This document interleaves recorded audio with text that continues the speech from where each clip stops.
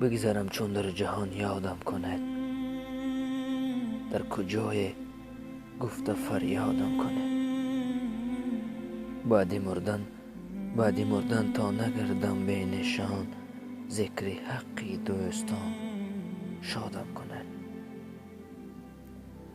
گر خطای رفت از من محضرت، آن خطا بخشد و آزادم کند.